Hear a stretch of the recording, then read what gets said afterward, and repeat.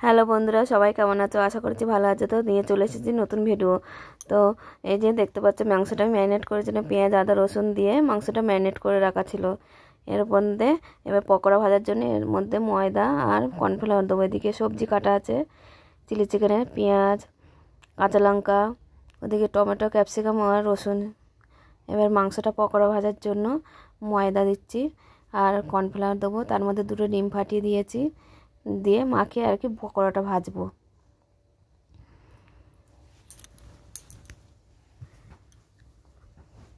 তো এই যে কর্নফ্লাওয়ার দিচ্ছি, দিয়ে এবার এটা মাখিয়ে নেব। একটু গোলমরিচের গুঁড়োও দিয়েছি এর মধ্যে, যাতে একটু ঝালটা হয়। এবারে মাখিয়ে নিয়ে ওটা আমি পকোড়া ভাজবো। তোমরা চাইলে বাড়িতে এরকম করে বানিয়ে খেতে পারো। এই যে কড়াই বসিয়ে দিয়েছি, কড়াইতে তেল দিয়েও দিয়ে দিচ্ছি। চিকেনটা এই পকোড়া করে নেবো। এবারে একটা একটা করে পকোড়া করার জন্য চিকেনটা আমি ছাড়ছি কড়াইতে। ওদিকে ভাতের জলও বসিয়ে দিয়েছি ফ্রাইড রাইসের জন্য। জলটা গরম হচ্ছে। তো আমার এই যে পকোড়া এক পিঠ ভাজা হয়ে গেছে, উল্টে দিচ্ছি আর এক পিঠে। আপনারা চাইলে বাড়িতে এরকম করে বানিয়ে খেতে পারেন, খুবই সহজ উপায়। তো আমার পকোড়া ভাজা হয়ে গেছে, এই যে পকোড়াটা তুলে নিচ্ছি। এই যে এদিকে হাঁড়িতে জল বসিয়েছিলাম, জলটা আমার গরম হয়ে গেছে। জলের মধ্যে তেল আর নুন দিয়ে দেবো। জলটা মধ্যে দিয়ে একটু ফুটলে এদিকে কড়াইতে আমি দারচিনি লবঙ্গ এলাচ দিয়ে দিয়েছি ফোড়নে। ওর মধ্যে কাঁচা লঙ্কা আর রসুনটা ফোড়নে দিলাম তেলে, দিয়ে একটু ভাজা ভাজা হলে পেঁয়াজগুলো কেটে রাখা পেঁয়াজটা আর কি দেবো। এই যে পেঁয়াজটা দিয়ে দিচ্ছি।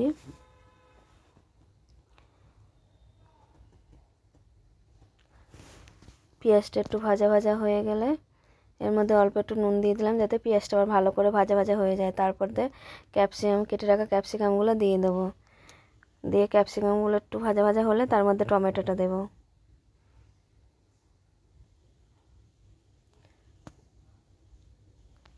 টমেটোটা ওই যে দিয়ে দিয়েছি, দিয়ে ভালো করে একটু এগুলো সবজিগুলো ভেজে ভেজে নেবো। নিয়ে তারপরে মেখে এটা ম্যারিনেট করা ছিল যে জলটা দিয়ে, ওই জলটা বার হয়েছে, ওই জলটার মধ্যে দিতে দিকে আমার ভাতটাও ফুটে গেছে, দেখতে পাচ্ছ। এবার এদিকে আলাদা করে একটা মশলা বানিয়ে নিচ্ছি, চিলি সস, সোয়া সস আর টমেটোর সস দিয়ে মশলা এটা একটু বানিয়ে নিচ্ছি। নিয়ে এর মধ্যে 2 চামচ কর্নফ্লাওয়ার দিয়ে দেবো।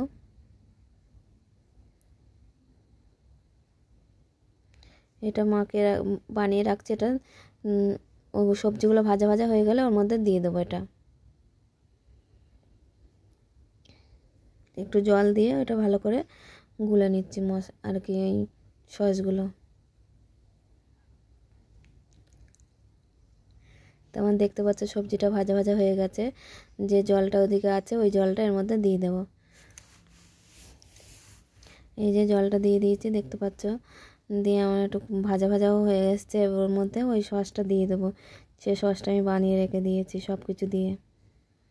এই যে সসটাও আমি দিয়ে দিচ্ছি। দিয়ে ভালো করে একটু সসটা দিয়ে কষিয়ে একটু নাড়িয়ে চাড়িয়ে নিয়ে মিশিয়ে নিয়ে তার মধ্যে চিকেন পকোড়াগুলো ভেজে রাখা দিয়ে দেবো। দিয়ে দিয়েছি তার মধ্যে আর একটু টমেটোর সস আর একটু স্বাদ মতন চিনি দিয়ে দিয়েছি। তো আমার চিলি চিকেনটা হয়ে গেছে, দেখতে পাচ্ছ কত সুন্দর হয়েছে কালার।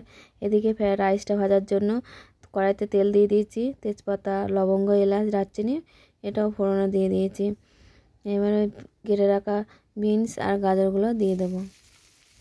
দিয়ে বিনস গাজরগুলো ভাজা ভাজা করে নেব। ভাজা ভাজা করে নেওয়ার পরে রাইসটা দেব। তো এই যে বিনস গাজর আমার ভাজা হয়ে গেছে। বাচ্চারা কাজু খায় না বলে ওই জন্য কাজু দিইনি, শুধু কিশমিশ দিয়েছি। কাজু পাতে পড়লে ওরা ফেলে দেয়, খায় না, ওই জন্যই নষ্ট করে বলে দিইনি। তো আমার এই যে ক্যাপসিকাম বিনস ভাজা হয়ে গেছে, ওর মধ্যে ভাতটা ঢেলে দিলাম। ভাজা একটু ভাতটার সঙ্গে মিশিয়ে নেব রাইসটায়। এই যে মিশিয়ে নিচ্ছি। এর মধ্যে একটু চিনি দিয়ে দেবো।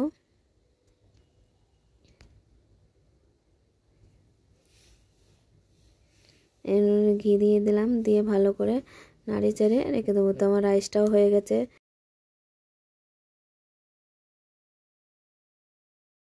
আজকের ভিডিও এই পর্যন্ত। তো আবার আসবো নতুন ভিডিও নিয়ে। Tata, bye bye.